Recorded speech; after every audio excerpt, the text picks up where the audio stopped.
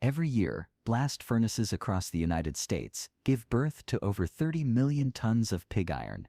To put that in perspective, that's enough metal to construct 250 Nimitz-class aircraft carriers, or more than 12 million cars. But this steel backbone of our modern world doesn't simply appear. It begins with what looks like ordinary reddish-brown stones, iron ore, that alongside coke and limestone are thrown into the fiery stomach of a blast furnace. Inside, under unimaginable heat, reaching up to 3,000 degrees, a transformation unfolds. Brittle rocks are turned into a blinding river of molten metal that will one day rise as skyscrapers, stretch across as bridges, and sail the seas as massive ships. The story begins far away, in quarries where miners dig up iron ore. It doesn't shine like metal yet. It looks more like rusty earth, because the iron inside is bound tightly to oxygen. The task ahead is to free the iron from this bond. To do this, two more essential companions join the process: coke and limestone. Coke, made from purified coal baked without air, is not just fuel, it's the thief that will rip oxygen away from the ore. Limestone, a simple common stone, plays the role of a cleaner, trapping unwanted impurities like sand and clay into a separate mass. All of these ingredients make their way to the plant where the true giant waits, the blast furnace. Imagine a tower, more than 100 feet tall, its insides lined with heat-resistant bricks, crisscrossed with pipes and platforms. This titan never sleeps, working non-stop, day and night for years at a time. Like a hungry stomach, it constantly needs to be fed. With a skip hoist, something like a railcar running up tracks, the iron ore, coke and limestone are carried to the top and dropped inside, layer by layer, like building an industrial lasagna. For every ton of pig iron produced, nearly 2 tons of raw material are consumed. What's left behind after the fiery process is concentrated metal, the true essence, stripped of nearly 700 kilograms of oxygen and other impurities. The real show, however, begins at the bottom. Here, special nozzles called tuer blast in air heated to 2,000 degrees Fahrenheit. The coke roars to life in an inferno, driving the furnace's core to nearly 3,000 degrees. At this level of heat, almost nothing on Earth can withstand it. As the materials slowly sink, they pass through different zones, each with its own chemistry. Rising carbon monoxide gas steals oxygen from the ore, leaving behind raw iron, while limestone gathers impurities into a molten byproduct known as slag. When the moment comes, molten slag flows out first, heading off to be cooled, and later used in road construction. But then the furnace reveals its treasure. A drill opens a tap hole, and with a roar, an eruption of blinding molten metal bursts forth. It isn't orange, it's white-hot, brighter than the sun to the naked eye. Sparks fly as the glowing river rushes into massive torpedo-shaped ladles, giant insulated containers on wheels, holding hundreds of tons of this liquid fire. This first product, pig iron, is brittle and heavy with carbon. It can't yet become the steel for our skyscrapers, or the cast iron for our frying pans without refinement. Some is taken to foundries, where additives transform it into cast iron goods. But most pig iron journeys onward, into oxygen converters or electric furnaces, where excess carbon is burned away, rebirthing it as strong, flexible steel, the true skeleton of our modern world. Just think of the scale. A single blast furnace in the US produces over 5 tons of pig iron every day, enough for about 12,000 cars annually. Across the country, only around 15 blast furnaces operate, just a handful of these titans, fueling an entire industrial nation. More than 90% of the pig iron they produce isn't even the end product. It's simply the first step, the raw foundation for steel that will become the towers of Manhattan, the bridges spanning mighty rivers, the cars driving down highways, the ships crossing oceans, and the very tools we hold in our hands.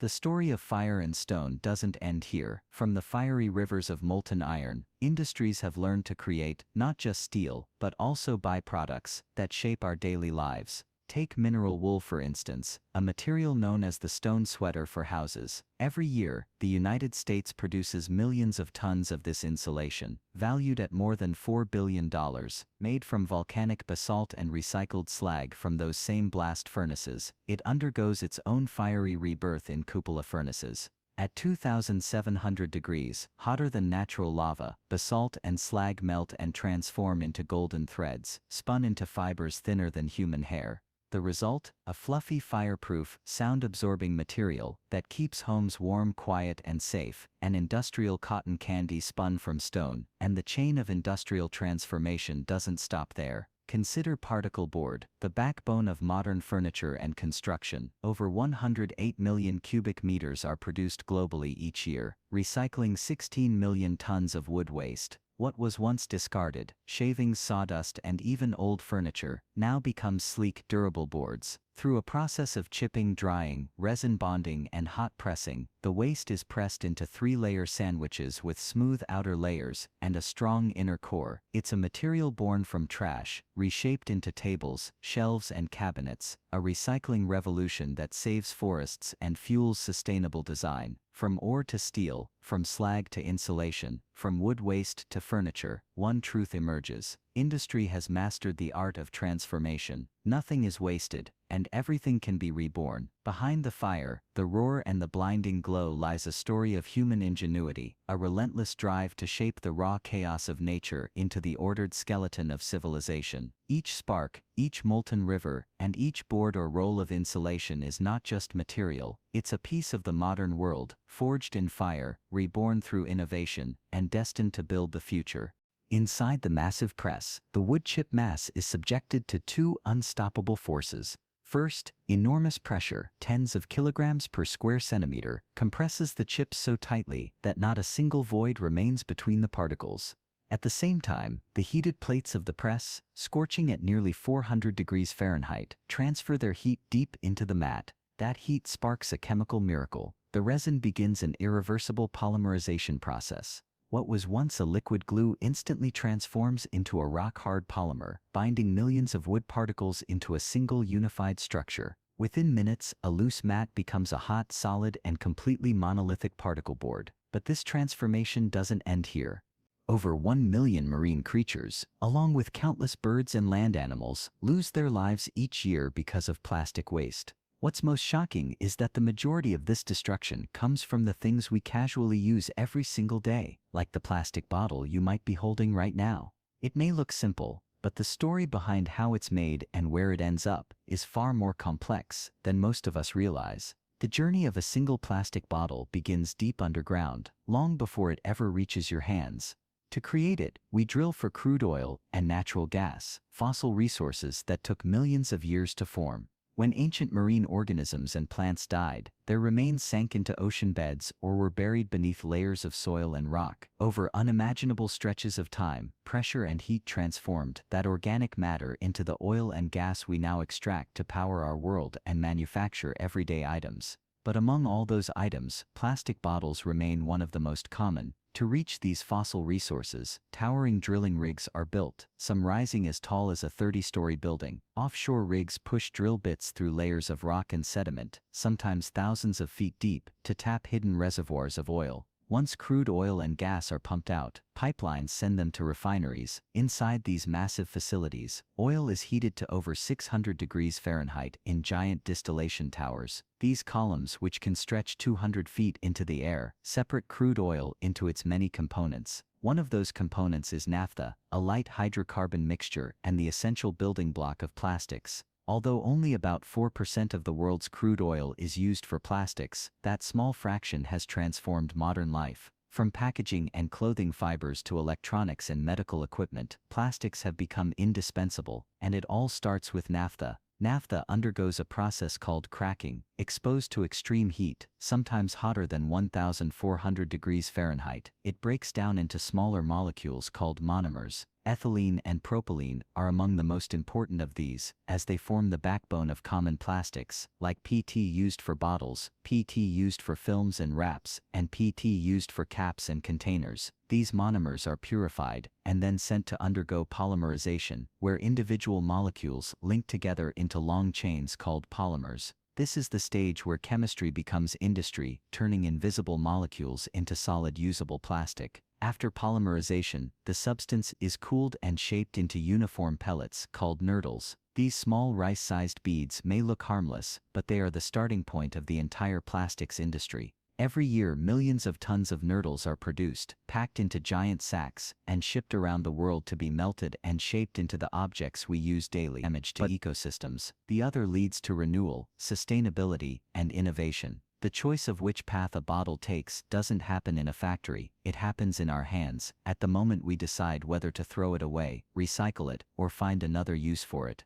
From something as small as a plastic pellet begins the incredible journey of a bottle that will one day sit on a supermarket shelf or in your hand on a hot afternoon. But how does a simple piece of raw plastic transform into a durable, lightweight, and perfectly shaped bottle? The process is far more complex and fascinating than it seems. It starts with uniform plastic pellets, which go through rigorous quality checks before entering the shaping stage. Heated to nearly 500 degrees Fahrenheit, these pellets melt into a thick liquid that's forced into molds. The result? Preforms short test tube-like pieces with thick walls and a threaded neck. Though they look simple, preforms are precisely engineered to withstand heat, pressure, and transport without deforming. They're the blueprints of every bottle, carefully measured to ensure consistent weight, strength, and durability. Factories often produce preforms in bulk because they're compact and easy to transport, leaving beverage companies to blow them into bottles closer to the point of sale. Now comes the transformation. Each preform is heated just enough to become flexible without losing structure. Then, a burst of high-pressure air is injected through the neck, expanding the walls outward until they tightly press against a precision-crafted metal mold. In a matter of seconds, a 4-inch preform can stretch to more than 4 times its size, perfectly shaped into a bottle. This process, blow molding, is one of the most automated and tightly controlled stages of production. Sensors track every detail: wall thickness, neck threading, and even the smoothness of the surface. Thousands of bottles can be produced in mere seconds with astonishing accuracy, but at this stage, the plastic is still dangerously hot. If not cooled properly, bottles could warp, bulge, or even crack. That's why factories move bottles straight into cooling systems using chilled air or circulating water. Within 5 seconds, a bottle hardens into its final form, gaining the strength to be stacked, labeled, and transported. Some factories even recycle the heat released during cooling to save energy, making the process more efficient. Once hardened, bottles undergo strict inspections. High-speed cameras powered by artificial intelligence scan thousands of bottles per minute, detecting flaws invisible to the human eye. Any bottle with cracks, deformations, or imperfections is removed instantly. The rest move forward to packaging, grouped into cartons or wrapped in film depending on client needs. Some companies ship bottles empty, while others clean, cap, and prepare them for immediate use. Yet this is only one part of the story. After a bottle leaves the factory, it faces another journey, one that decides whether it helps or harms the planet.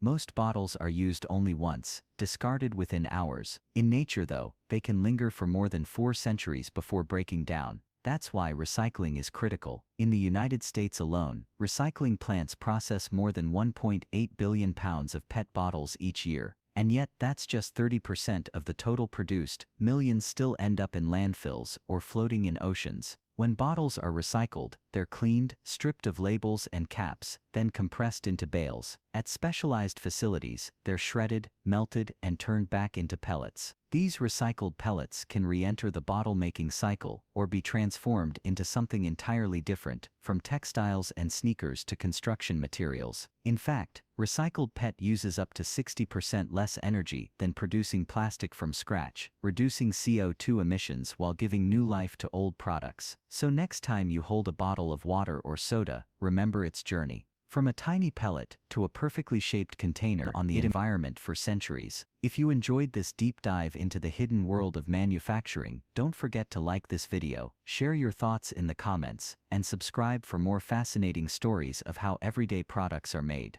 The journey doesn't end here, and neither should our curiosity.